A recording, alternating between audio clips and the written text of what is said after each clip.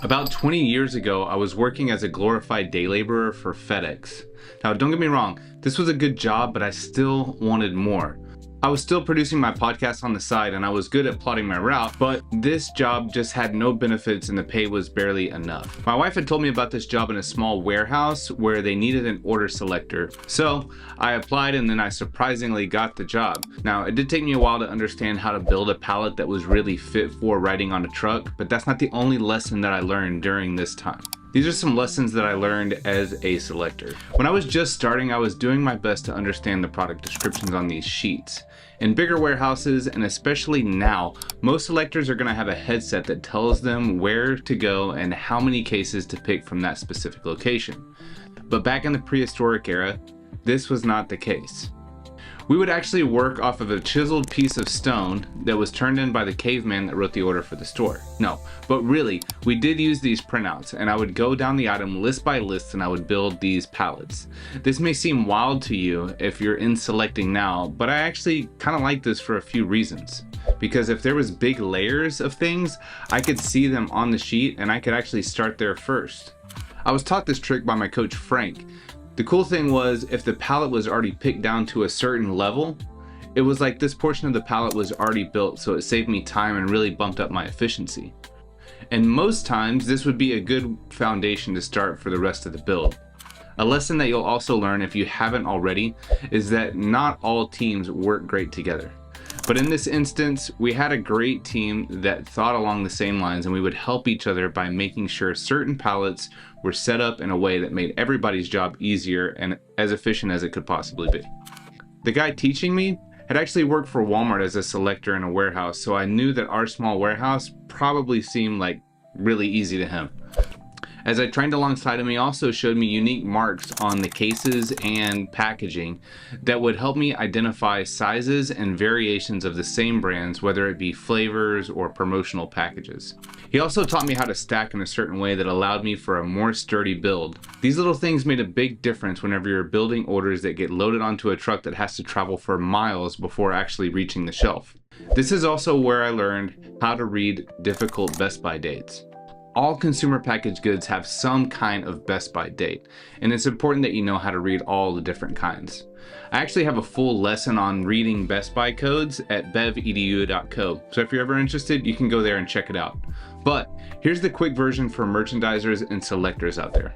All brands are going to have some type of packaging or cross promotions throughout the year, whether that's with movies, games, sports teams, or any type of specific holiday, or even just packaging anomalies. So this means sometimes the caps, cans, or the tabs will be a different color. This happens for many different reasons, like the time and place of where the product was produced. But the important thing to remember is these are indicators. They can tell you at a glance if these packages need to be moved to the front or to a more visible location to be flushed out. The cool thing is, with this method, you can get away with not really knowing how to read Julian code.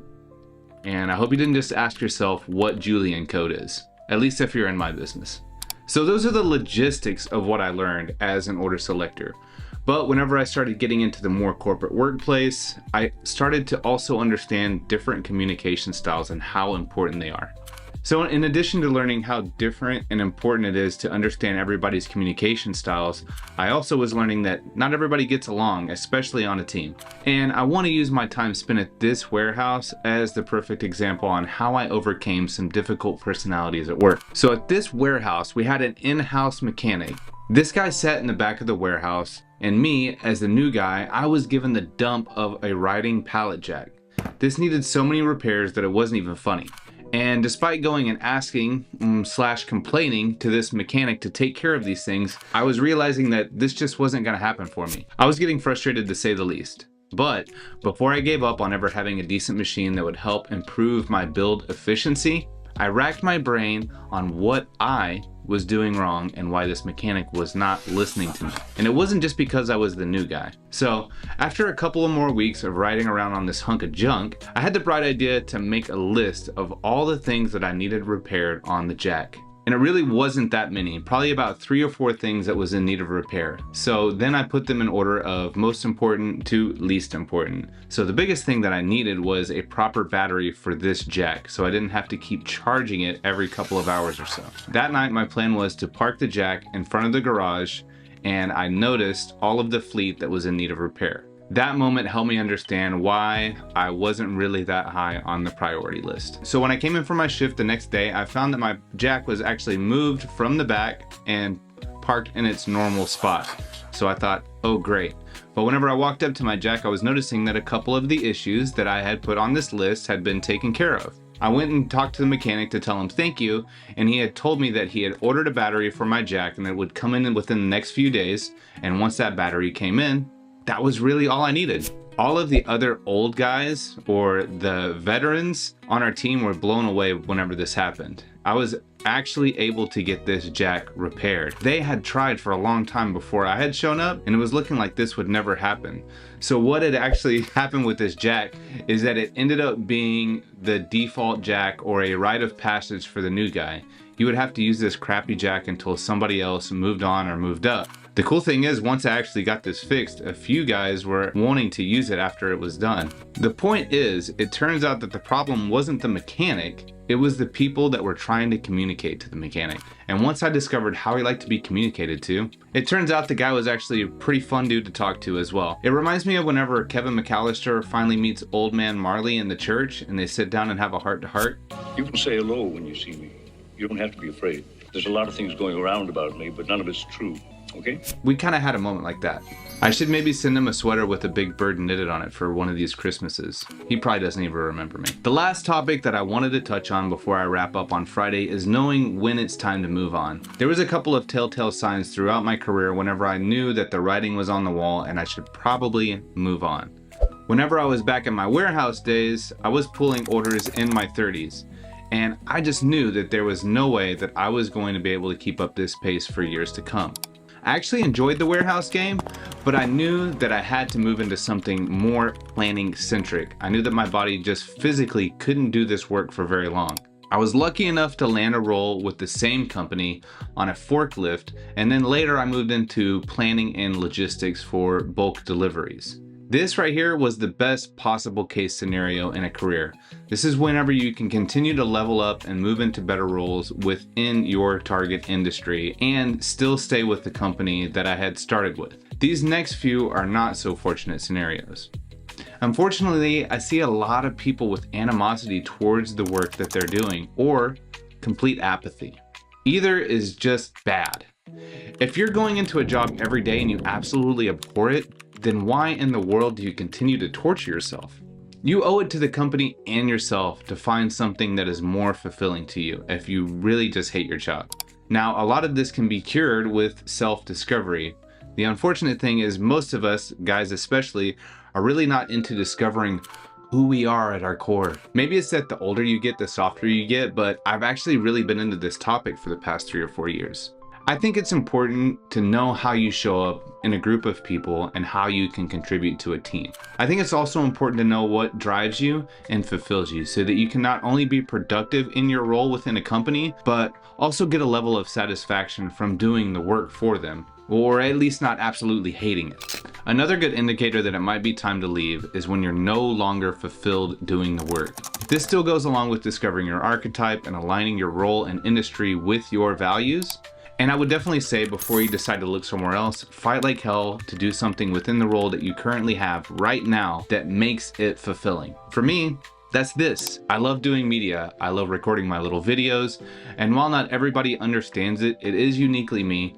And I feel like I'm contributing to this community of vendor culture and letting people know that you're not alone in this industry. I also like highlighting the fun aspects of my job. So maybe there's a way that you can find a version of this in what you do. This last one is probably the one that makes me the most sad because it's the reason that I had to leave where I thought I was going to retire from. And that's realizing that you're no longer a culture fit at your company. Now, there was more than just this one factor that went into me deciding to leave my role at Red Bull.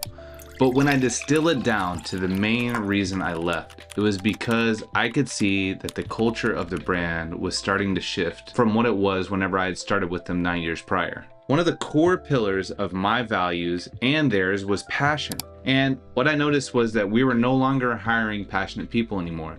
And we had gotten to the size of a company that was just hiring to fill positions. That was the main indicator for me that was telling me it was time to leave. How I left, that was not very strategic, although at the time I felt like I was making an educated decision. What I will say about leaving is that it did put me in some situations where I had to learn a lot about myself, and it was able to help me discover the value that I have in my knowledge for this industry. Taking that risk and failing gave me the hunger to become an influential factor in helping others not make the same mistake that I did, which is not having a great plan or strategy for how to move on or advance to that next stage in your career. If you resonated with any of these 4 reasons and feel like it's time to move on, whether that's up or out, I want to give you some basic strategies that will help you do just that. If I had to do it all over again, I would first do some self-discovery and define my values. Then, I would figure out my archetype, meaning what personality do I show up as when I'm working with others, and what is the best way that I can contribute to a team. After that, I would take my values and archetype, then align it with an industry or a role within my current industry that resonates most with my self-discovery.